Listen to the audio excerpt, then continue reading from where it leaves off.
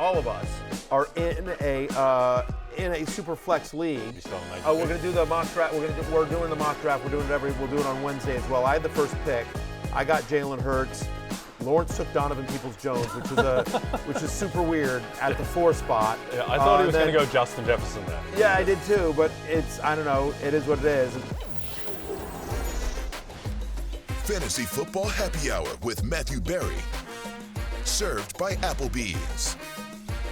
Happy mock draft day and welcome to the Fantasy Football Happy Hour. I'm Connor Rogers alongside Matthew Berry, Jay Croucher, and apparently Donovan Peoples-Jones' #1 fan. He's back. It's Lawrence Jackson.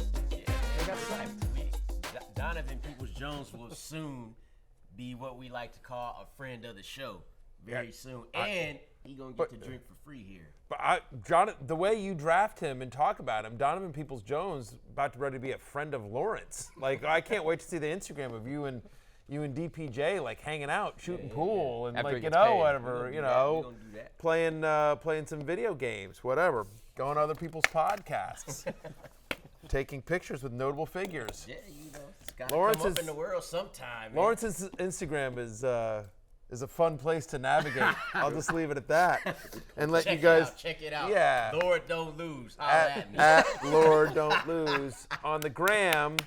On the gram, we did a mock draft, Connor. We did. And there were a couple of themes that sort of, figured out, they played out that I've seen before. Like, I feel like and I'm just sort of diving in here. I don't know if we had anything to talk about it before, but I'm just going to dive in here. And so there were a couple of things that sort of themes that have started to play out because it's the 4 of us that draft. It's Pat Doherty, obviously at RotoPat, Denny Carter. It is Kyle Dvorak.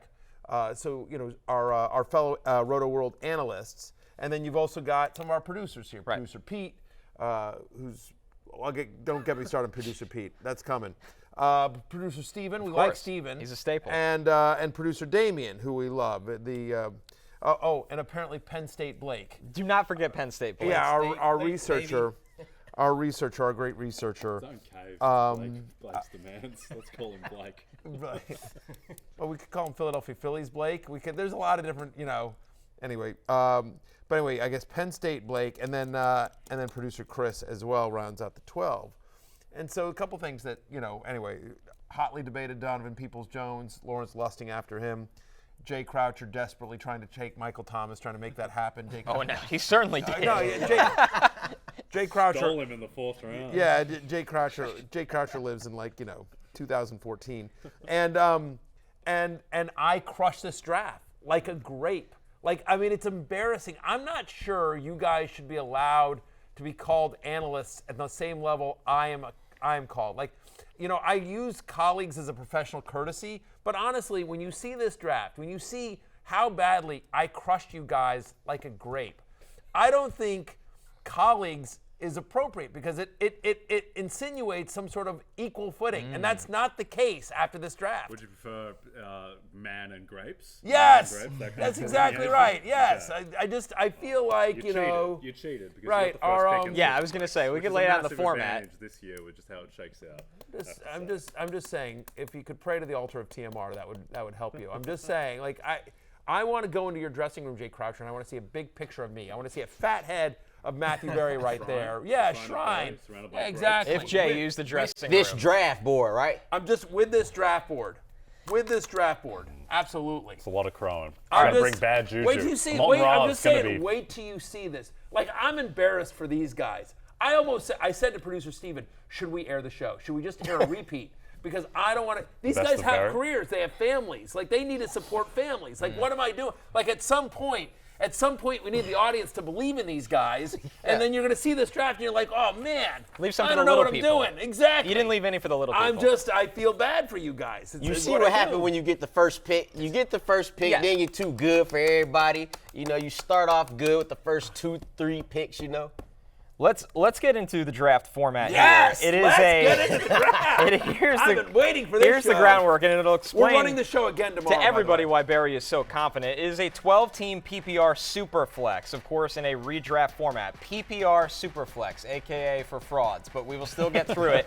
One quarterback, 2 wide receivers, 2 running backs, a tight end, 2 flex spots, 1 super flex, obviously very popular to use a quarterback in that spot, 6 bench spots, which takes us to the draft order. Somehow, Matthew Berry ends up with the first overall pick, which is a nice competitive advantage in a PPR Superflex, because guess what? The quarterbacks matter a lot. So here's the order. Matthew Berry at number 1 overall. I don't know how that happened. Number 2, Kyle Dvorak. 3, producer Chris. 4, Patrick Daugherty, Roto Pat. 5, Denny Carter.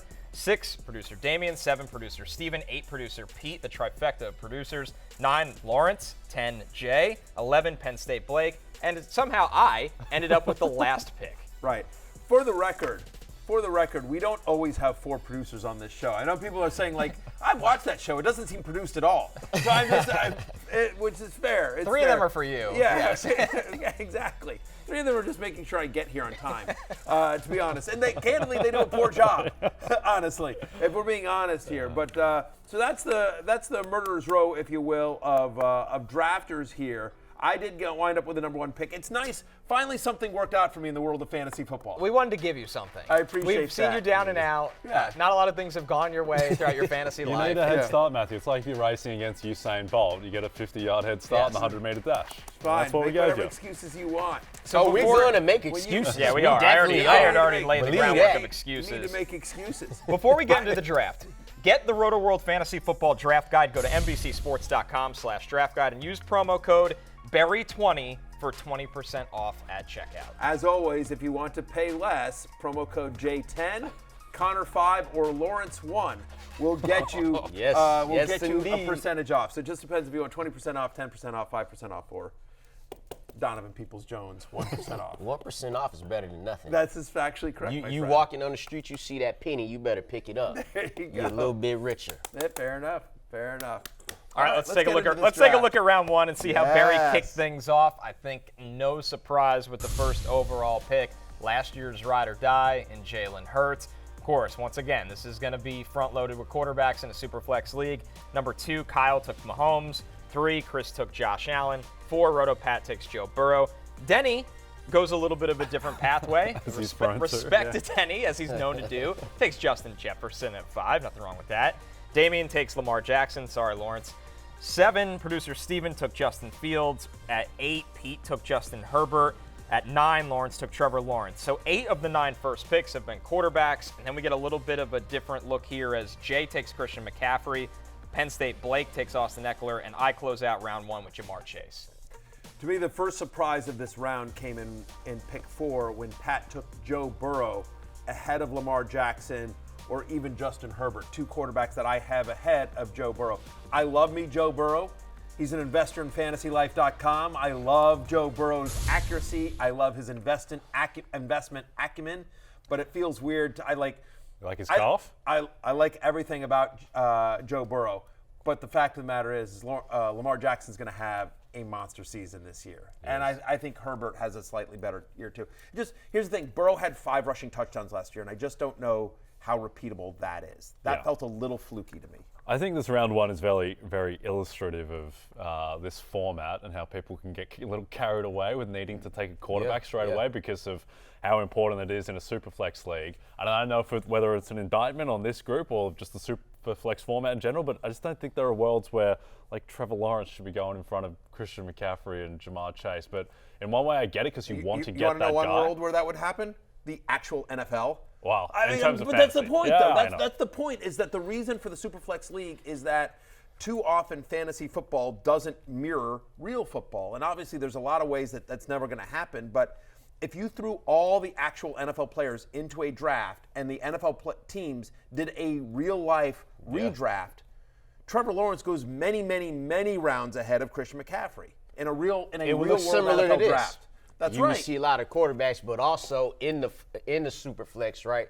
You end up getting value if you don't take the quarterback. You see Jay Croucher getting Christian McCaffrey at 10, like that's still solid. You ain't got a quarterback, right? But you still got him at 10, so he'll come back. But Aaron Rodgers also goes before Christian McCaffrey in that situation, I would argue that I would argue that if they drafted today, all the NFL teams, Aaron Rodgers would once again go ahead of Christian McCaffrey. That's what I'm saying, but he's not going ahead of Christian McCaffrey in this draft in this format. And I get the appeal, and also it does always seem a little bit strange that obviously quarterbacks are so outsized in their production in the real life and also in fantasy. And then if you only have one on your team, but you have 2 or 3 running backs, 2 or 3 wide receivers.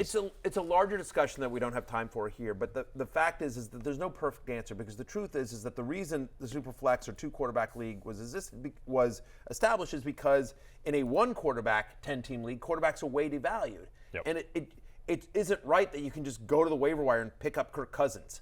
Like, you know what I mean? Right. That shouldn't happen, right? You know, that like, oh, I need a guy. Okay, Derek Carr is sitting there. Not that Derek Carr is great, but Derek Carr is like an above average quarterback. Like, okay, there's 17 points that I can just get. And so that's the issue. But what's happened is by doing that, it sort of fixes the problem too much, right? Because whereas quarterbacks were too devalued in single quarterback leagues, now they're way overvalued in 2 quarterback leagues. Superflex leagues are all about the quarterbacks. If it makes you feel any better, Jay Croucher, though, Christian McCaffrey is the emergency quarterback for the 49ers. We saw that in the NFC Championship game. That's right. To make the Super Bowl. There you go. They should have let him air it out more. Exactly. Threw a pass, got to throw a pass in there. Look good. All right, so round 2. Let's get into round 2. So obviously it swings back the other way, and this is where me, Blake, and Jay have some work to do because we didn't have quarterbacks. I take Dak Prescott, Blake takes Deshaun Watson, Jay takes Tua Tagovailoa, and then Lawrence, you take Anthony Richardson as well. So you pair Trevor Lawrence and Anthony Richardson off with your first 2 picks. I like that too, and we'll get to there in 1 sec.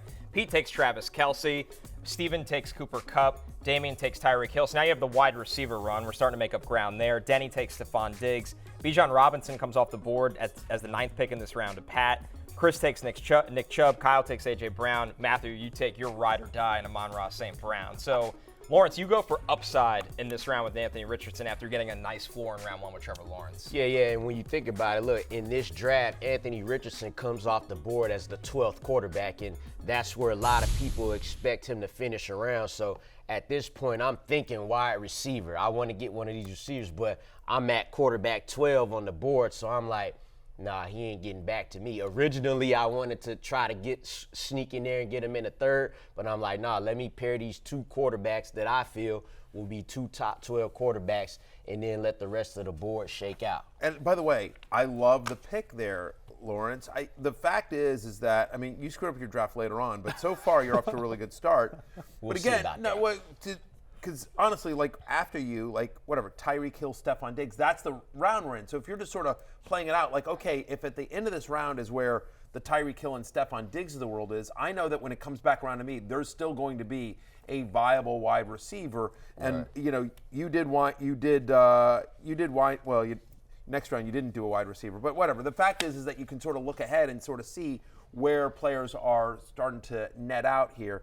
And I also don't mind the wide receiver run where it started happening, right? Because after Tua, it starts getting a little bit, I don't want to say dicey at quarterback, but it starts getting, there's a sameness. There's a sameness there, and the advantage you get at quarterback 12 versus quarterback 18 in a format like this isn't significant. The one difference maker to me is Anthony Richardson, because that's a guy that has the potential to be a top 5 quarterback, as we talked about yesterday. So he was like kind of the last of the tier for me to go quarterback there. Yeah, and I think the equation with Superflex is at what point does, after you get past the truly elite quarterbacks, say the first 7 guys or so, at what point is there a sameness in that next tier where you want to take McCaffrey or Jefferson or Chase in front of Dak Prescott or Trevor Lawrence or these type of guys? And so that's what I did in the previous round is take McCaffrey, hoping that one of Dak, Tua, Richardson would come back around to me, and that's how I ended up with Tua.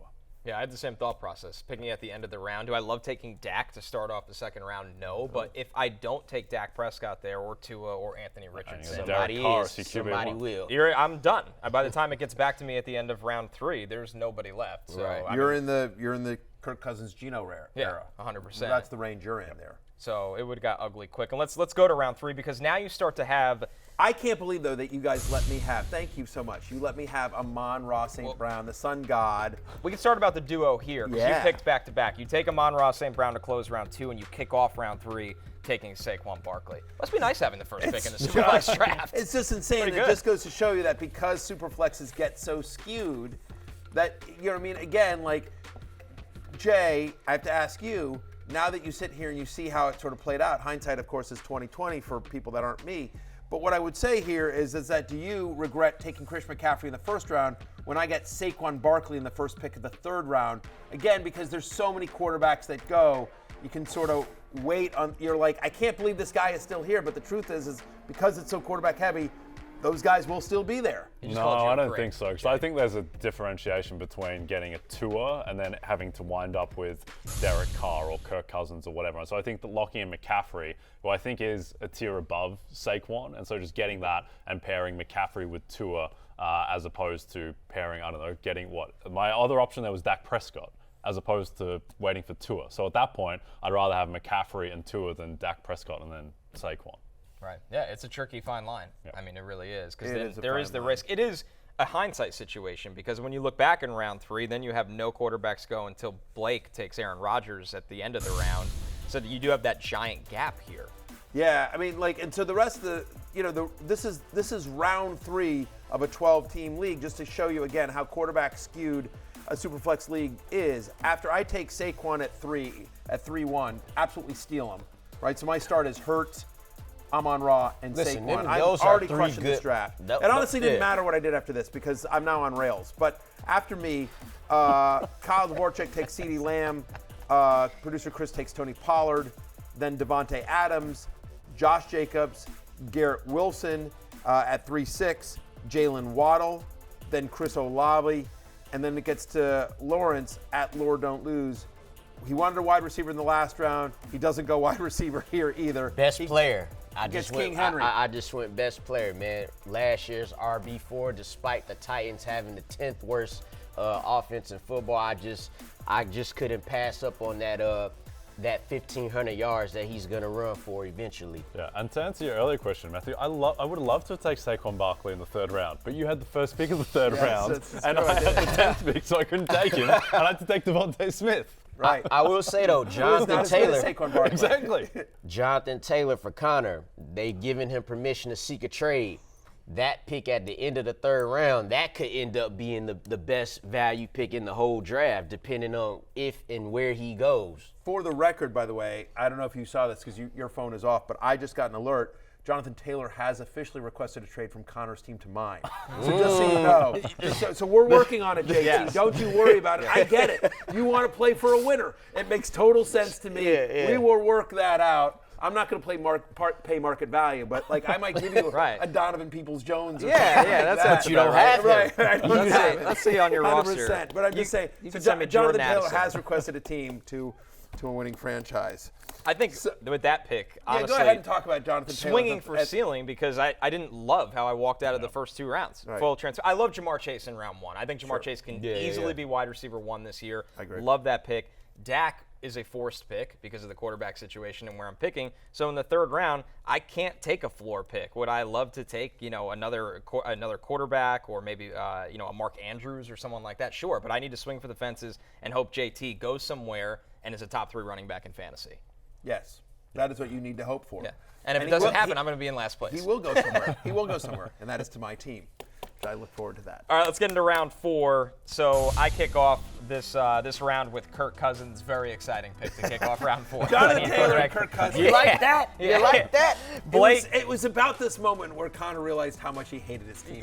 Completely. I knew I was going to call this draft a sham. I knew I was going to absolutely kill Superflex on every phone call we have in the mornings to Damian.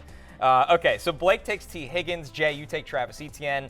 Lawrence, you take Jahmyr Gibbs, who has a monster ceiling this year. Pete takes Geno Smith. Producer Steven takes Daniel Jones. Everybody's kind of trying to find their QB2 now in this round. Damian goes with Mark Andrews, our second tight end to come off the board. Denny takes DK Metcalf. Pat takes Calvin Ridley. Chris takes Najee Harris. Kyle takes Keenan Allen, and the round closes out with Barry taking Jared Goff. I cannot believe Jared Goff got to me at the end of round 4. I have Jared Goff as, quarterback 15, but again, this is a quarterback who was top 5 in touchdown passes, top 5 in completion rate, 6 different games with 20 or more fantasy points, which was tied for the 6th most. And as we've talked about with Amon-Ra, so me to be able to stack him with Amon-Ra St. Brown, massive mistake by 11 other people. And by 11 other people, I mean everyone else in the league, including the 3 of you. 7 of his final 8 games in a dome, right, where he plays better, where he is much better, traditionally been much, much better. And so as we cruise into the fantasy playoffs, just Goff to Amon-Ra St. Brown. Just get used to seeing that as you lose this league. Some of you won't make the playoffs, but like Lawrence might squeak in, and so I'm just saying that's what your future is. Squeak? Yeah, you're like a sixth seed. I've you're drafted a sixth seed two who gets in on championship points. teams. I've drafted 2 championship teams 2 weeks in a row, Matthew. what are we talking about here? I got Jahmyr Gibbs, baby. I do like Gibbs.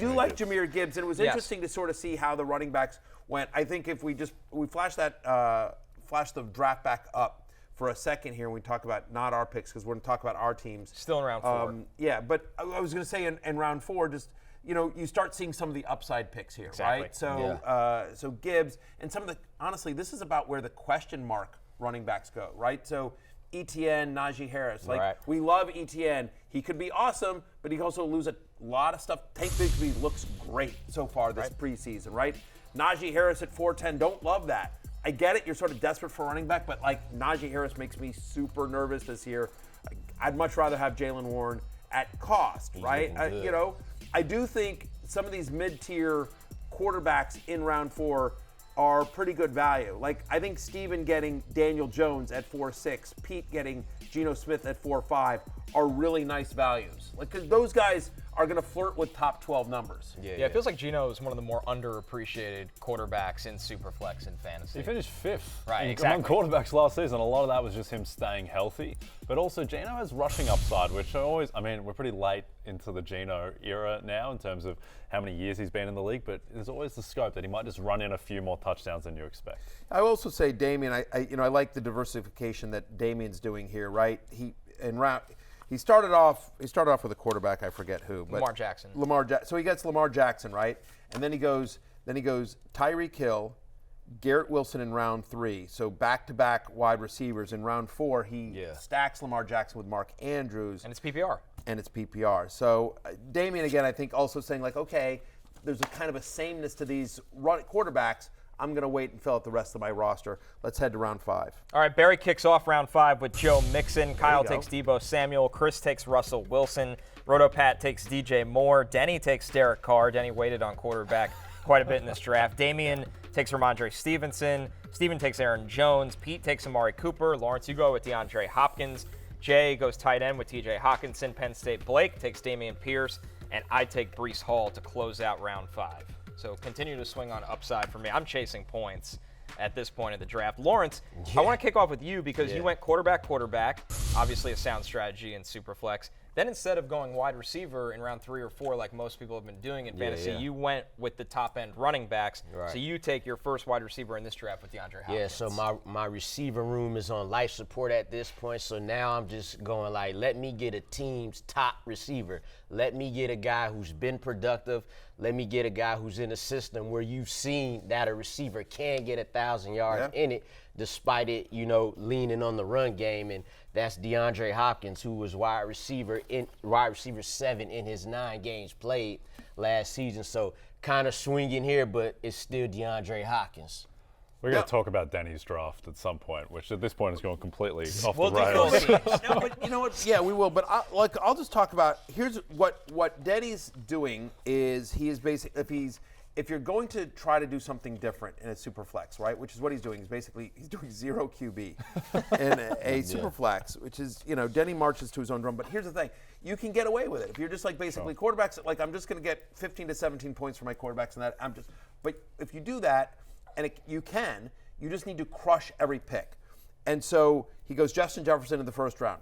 Great, no issue there. He goes Stephon Diggs in round 2. Awesome. Off to a good start if you're going with this strategy. Round 3, he gets Josh Jacobs, which could work out amazing, right? Again, sort of swinging for the fences with Jonathan Taylor. Yep. And I will say I feel better about Jacobs at the moment than I do about Taylor in terms of him playing. Right? Then round 4, this is where it goes off the rails for me. He takes DK Metcalf, and DK Metcalf is fine, right? But I would have rathered some of the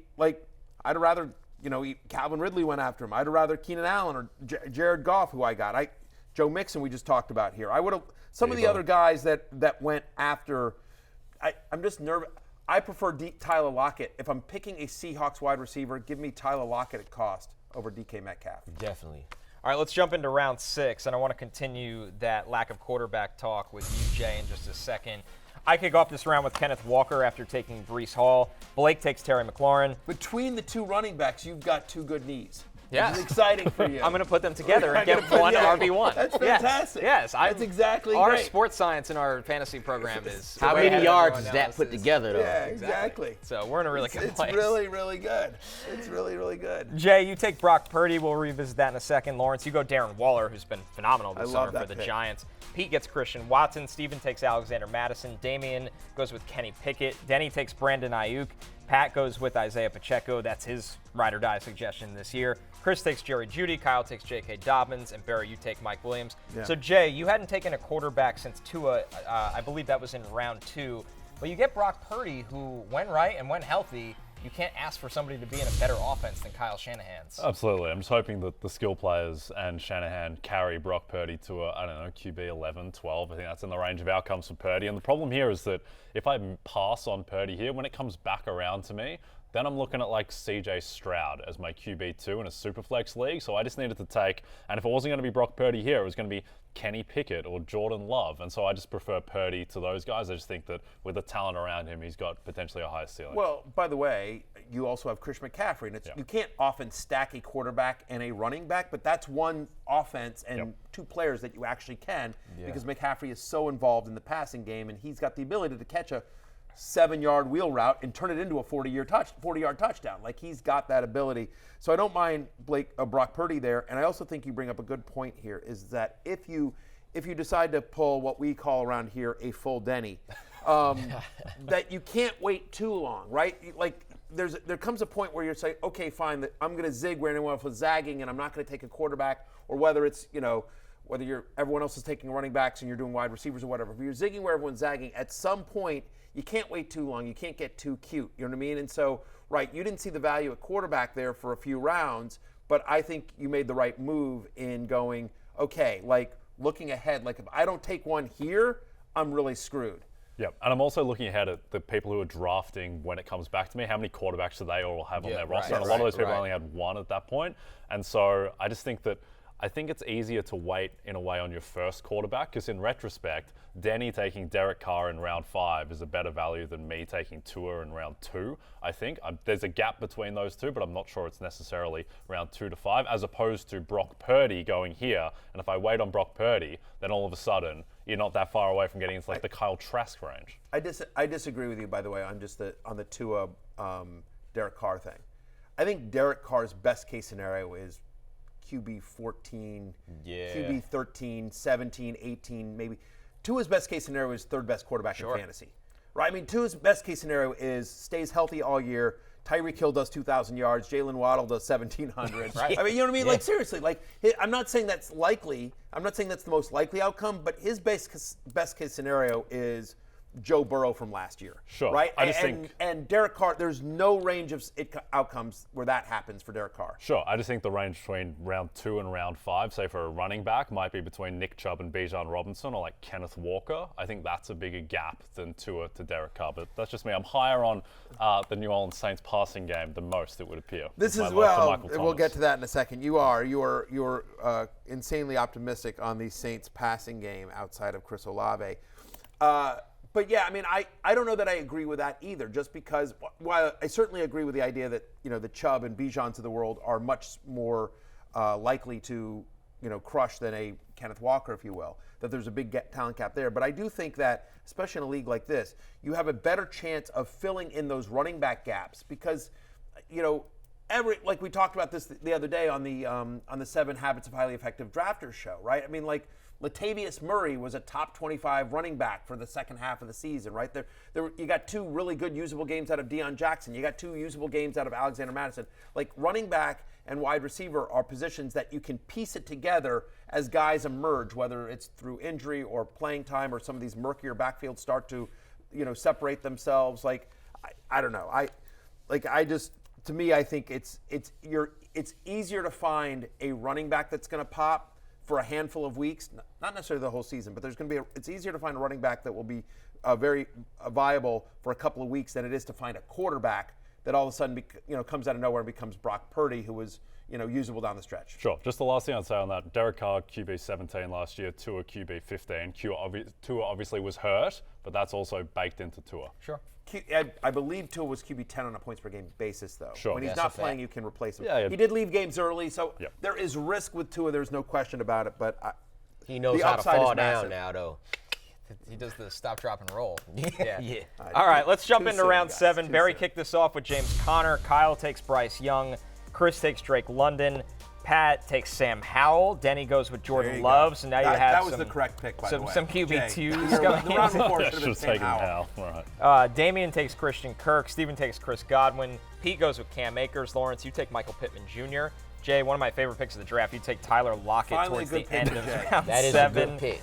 Penn State Blake goes with Alvin Kamara. I close out this round with George Kittle. So, Jay, if you didn't take Brock Purdy with the 3rd pick of the 6th round, by the time the draft swung back to you, you most likely would have been out Purdy.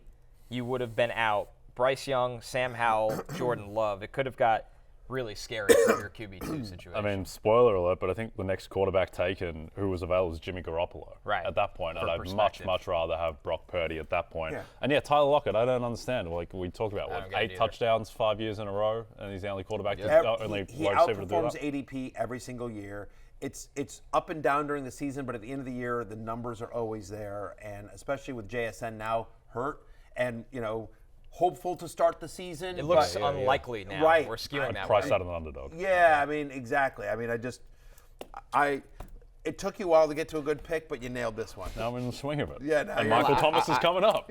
I like producer Pete's pick here too in the 7th round. Cam Akers. He waited a while to get his first running back, right? But if you're gonna wait that long, get a guy who's the for sure Volume, workhorse right? in that situation. Top 5 running back the last several weeks of the season last year. There are a number of guys sort of in this range that qualify there, right? So I mean, like again, Cam Akers, I agree with you. A very good pick by Pete. James Conner's another guy that again, there's health concerns, and I get that the team's not going to be any good, but James Conner's going to average close to 20 touches a game this year. Yep.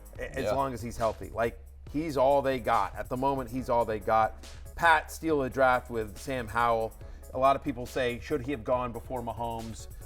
Some people are saying that, yes, but that's who you should have taken, obviously, instead of Brock Purdy. It's who Denny should have taken instead of Derek Carr.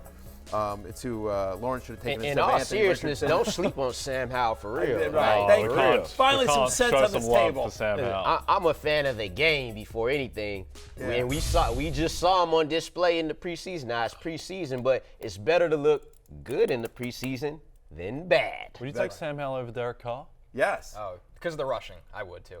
Wow. Yeah. So you I don't would like take- I Derek really Carr think to he take could it? run this I'll year do a little bit. more fantasy points at the end of the year. Sam Howell versus Derek Carr. Do dinner. That's Done. a good. Another That's a dinner good bet. bet. Yeah. Not at that taco place. We'll do No, it. no, absolutely not. place that shall not be somewhere named. I can order off the adult menu. Yeah, yes, exactly. Yeah. 1,000%. Yeah, come on, Someone's Derek. keeping track of all of our bets, right? Jay and I are going to do dinner together for Well, like they're 2 all weeks Sam Howell straight. related so far. I think so. Your wives are going to have some questions. They Dinner are. again with Jay? This is the 5th Again? night in a row. I mean, you told me that one night in Buffalo, that shower was a one-time thing, but now you guys are trying having every dinner restaurant every in single Stamford, night. Connecticut? What's going on? What's going on? Round 8, I kick things off with Mike Evans. Blake takes Deontay Johnson. Jay takes Hollywood Brown. Lawrence goes George Pickens. So we have a run of 4 wide receivers in a row there, all with pretty decent upside. Pete takes Miles Sanders. Steven takes DeAndre Swift. Damian goes with Jackson Smith and Jigba. I believe that was before he got hurt ultimately. Yep. Denny goes with Kyle Pitts. Pat takes Dallas Goedert, so back-to-back tight ends. Chris goes with Javonte Williams, who is back on the field now.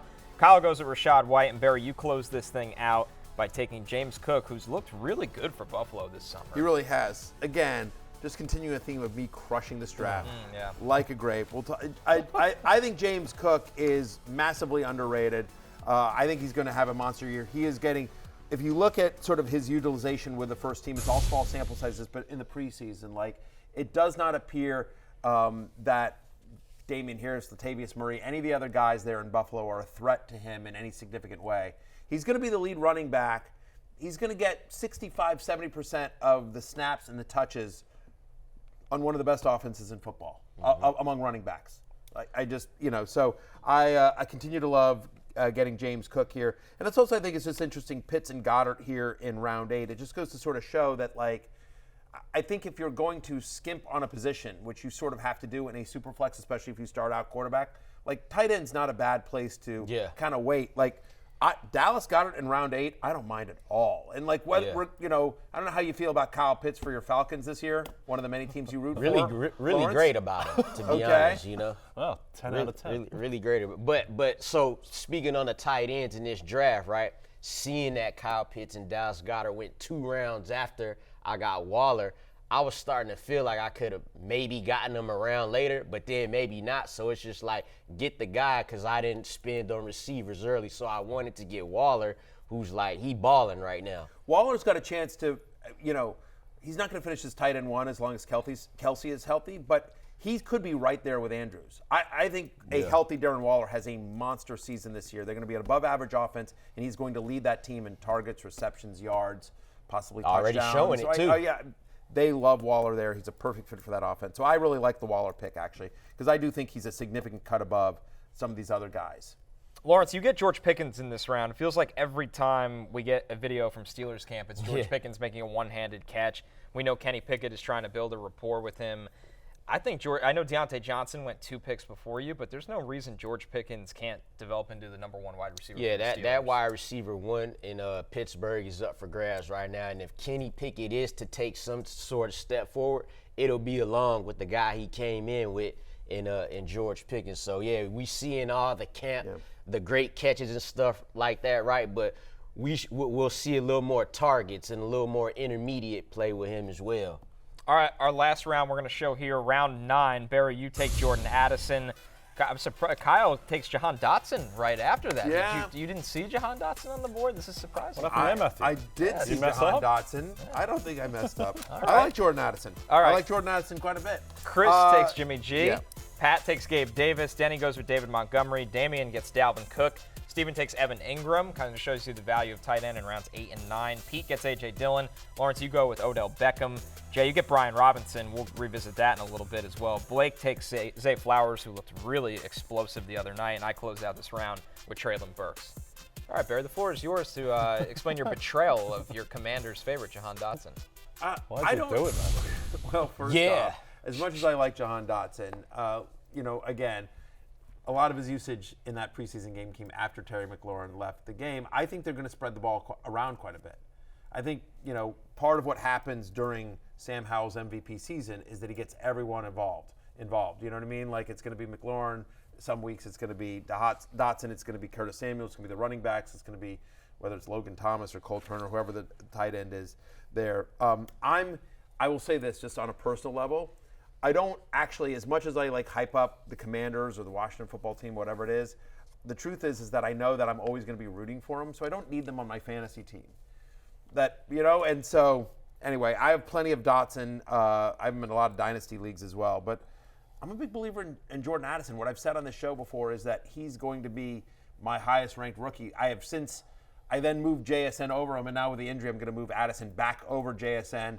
New rankings update coming out tomorrow on Thursday. They're both right there. This is kind of the high upside wide receiver round, right? I looked at Addison at this pick. I looked at Gabe Davis with this pick, who I absolutely love as well. You've got both Baltimore guys going in this round, Beckham and Zay Flowers. So it's really interesting here.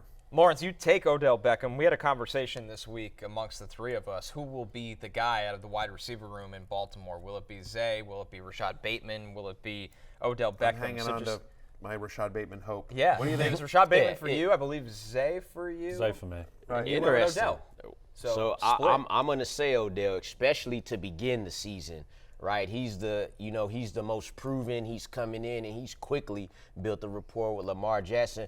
We saw Zay Flowers make a couple of plays there, scoring a touchdown in the preseason. So this wide receiver room is probably the hardest to call because you have a bunch of, it's like 1A, 1B, 1C situations. So that's why they're all getting picked in the same range. If you want to see the rest of this draft and everything else written out, I believe it'll be written up on NBCSports.com, Rotoworld.com for free probably by tomorrow. So be sure to check that out. And when we get back from our break, we'll look at our entire rosters amongst the four of us. So we'll be right back after this. You've never seen three grown men cry until next break. Where do you see this? A lot of tears. Be sure to tune in to our first Fantasy Football Happy Hour draft season marathon this weekend. Head to Peacock this Sunday at 2 p.m. Eastern Time as you prepare to dominate your drafts. Order a pizza, sit on the couch for 12 hours, watch every episode that we You know who So should me and the watch kids that? are doing. You know who should watch that? Let's hear it. The three of you. yeah, Because you I- did not dominate your draft. I don't need to watch it because I did dominate my draft. The three of you, 2 p.m. Peacock. I want all of you on your couches taking notes. I want photos from all of you. I'll post I on want all Instagram of me you, watching the marathon. I want you like the office meme of like, yeah, just doing that. That's what I want. Taking notes. All right. Should we take a look at the Yeah, 27 Barry, you Yankees? can continue your your victory lap here. Here's Barry's team that at this thing of beauty. No Look at lottery this. for the draft selections. He just ended up at number 1. You know how that goes. Kinda looks like the So 2023 here's my team. Yankees. So at okay. quarterback and Superflex, I have Jalen Hurts and Jared Goff. My running backs are Saquon Barkley and Joe Mixon, who last year averaged over 19 touches a game, 5 straight seasons of averaging at least 19 touches a game. Volume is king, and he had the third most goal-to-go touches last season. There's no other competition in Cincinnati. I think he won't be the most efficient guy, but volume gets him there, and I think he got unlucky with the touchdowns. I'm as a top 10 running back. It's like my 4th pick. My wide receivers are Amon-Ra St. Brown, my ride or die, of course, and Mike Williams, who I said this on yesterday's show, so I'm back, put my money where my mouth is. I like Mike Williams at cost over Keenan Allen. I think this is the year that we go, oh, you'd rather have Mike Williams on that Kellen Moore Chargers offense than you would Keenan Allen there. My flexes, we talked about James Cook, we talked about James Conner, so I've got a little bit of upside there with James Cook. I think he's going to be the lead running back, one of the best offenses in football, and James Conner had 18 or more fantasy points in 5 of his last 7 games, played at least 90% of the snaps in 5 of his last 7 games. Back-to-back seasons with over 15 fantasy points again. Volume is king. My tight end is Dalton Schultz. He's fine. He's fine as a tight end. He's I punted on the position, He right? plays tight end. Right, he plays tight end. He qualifies at tight end. But I like Higbee better, and he's on your you know bench. what? I got Higbee later, and by the way, those are two guys that you want to sort of talk about cheap volume or cheap targets. Dalton Schultz and Tyler Higbee are both guys that could either, Higbee's not going to lead his team in targets, but both guys could easily be top 2 on their team in targets, right? I mean, Schultz actually could lead the Texans in targets, but he'll be right there. And then in terms of sort of my bench, Jordan Addison, who we talked about, Zay Jones on that Jacksonville offense. I went Kyler Murray and Colt McCoy. My assumption is that there'll be an IR spot in this draft, so I can throw Murray into the IR spot, and then I have McCoy as a 3rd quarterback if I need him until Murray comes back. And then as my last pick, this is how you do a last pick, Lawrence Jackson, not Donovan Peoples-Jones. Marvin Mims, an actual wide receiver with some upside, very narrow target tree.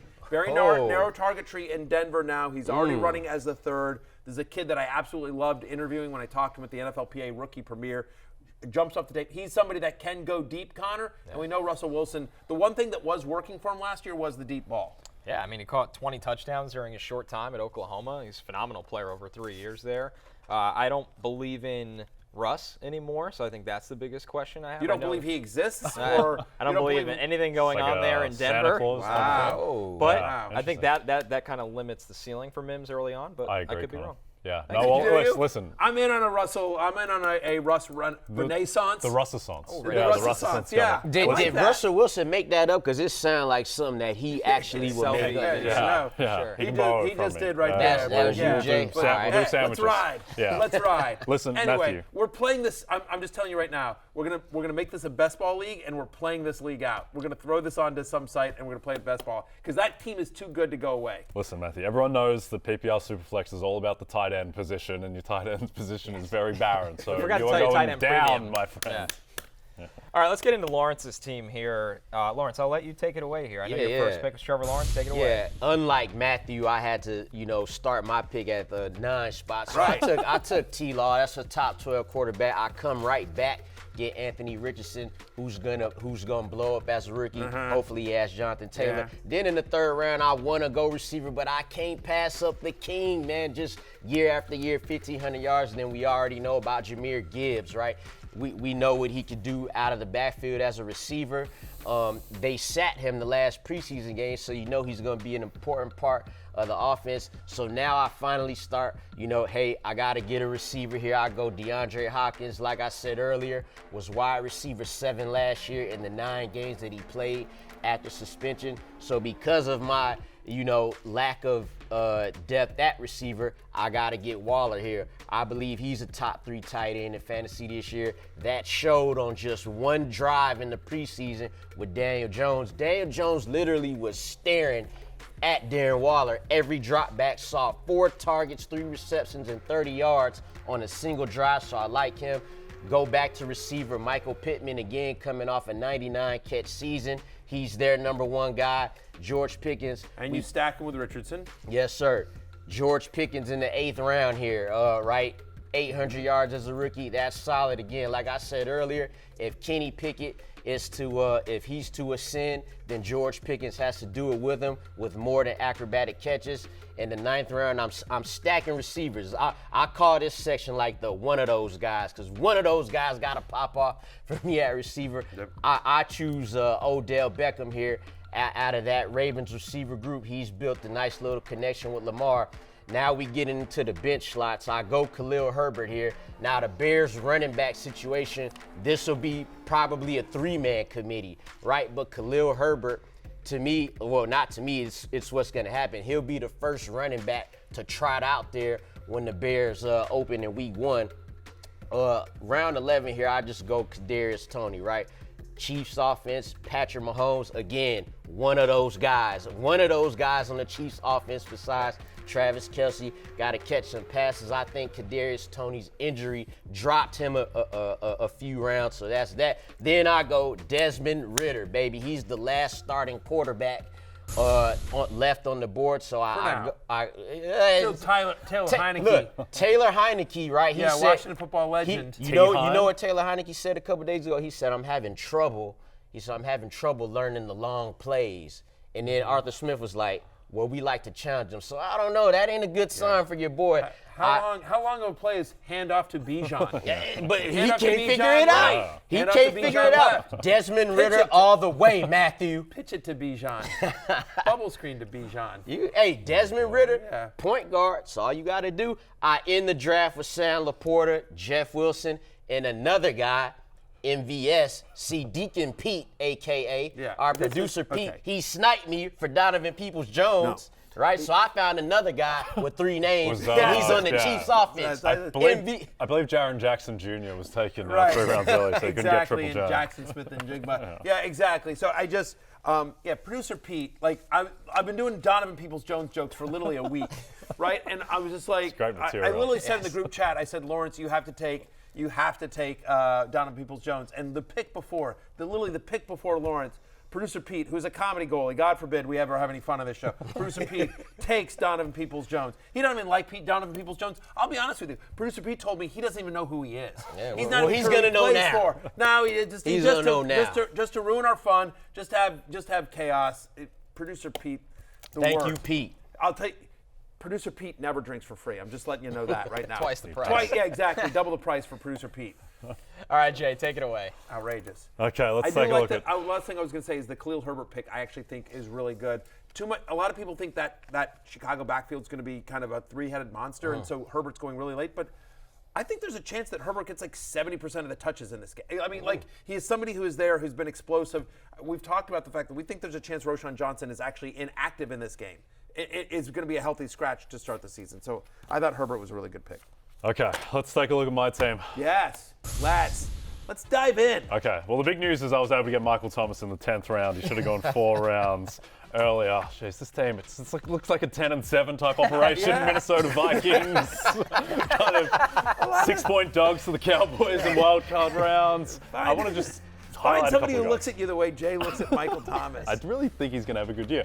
I want to highlight a couple of guys. One that we haven't talked that much about, Marquise Brown, who I think is being a little underrated because people just there's this stench around the Arizona Cardinals. Guess what? They're terrible. They're going to be throwing a lot, and they're going to be throwing a lot to Marquise Brown. He was perfectly fine last year. I understand a lot of that was with Kyler Murray, but on a per-game basis, he averaged the same points as Deebo Samuel, right there with Chris Olave and DK Metcalf. So he's being undervalued. So very happy to get Travis Etienne, who I'm coming out of almost every draft with. Got the Etienne Thomas hookup pretty much all the time. I think Etienne last year, second in the league in yards over expected, but he didn't break many 10-yard plus runs, and I think he's got more explosion in him this season.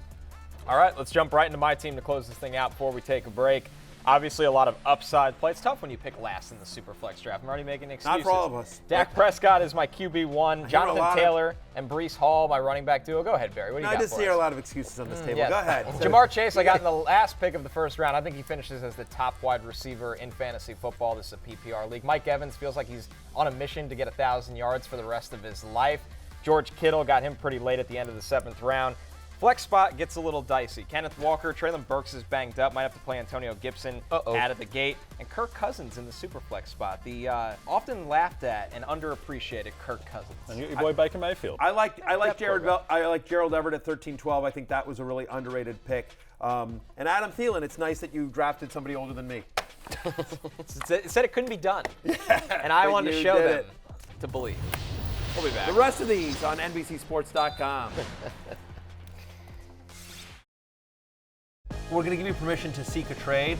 It's a little bit like my wife saying, like, hey, Matthew, feel free to hit on Michelle Pfeiffer. Yeah, go ahead, knock yourself out. See how that goes. Yeah, I mean, like, it's like, yeah, sure, you know, like, if you can get Michelle Pfeiffer to go on a date with you, knock yourself out. Like, it just, I mean, like, right, I mean, I don't know, I was just trying to think of somebody. A slice of humble pie is I was trying to go for who's somebody that's clearly out of my league that my wife has no fear of losing me to. And there's a long list of women I could have chose from, and that was the first one that came up to me. Michelle Pfeiffer, if you're watching, here's your chance. Win a VIP trip for 2 to watch a live taping of the Fantasy Football Happy Hour, go behind the scenes, meet the crew, and get a front row seat to all the fantasy insights and debates to help you win your league. I hope you're listening, Michelle. Live from the NBC Sports studio. Enter now at NBCSports.com/Barry Sweeps. Michelle Pfeiffer drinks free, not only today, but always, as does Anne Hathaway and Halle Berry, just so you know. Ana de Long Armas. list. Yeah, sure. Add her to the list. By the way, Michelle doesn't have to enter the list. I'll fly her out here if she wants to. All right. You don't have to go home, but you can't stay here. For Lawrence J. and Connor, I'm Matthew. Peace out.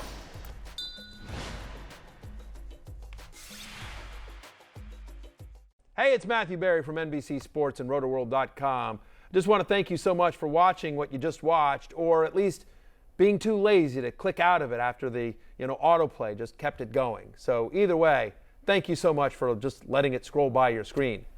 And now I'd like to ask you respectfully, please subscribe to the NFL on NBC YouTube channel for the latest NFL news, fantasy headlines from Rotoworld, and betting analysis from NBC Sports Edge.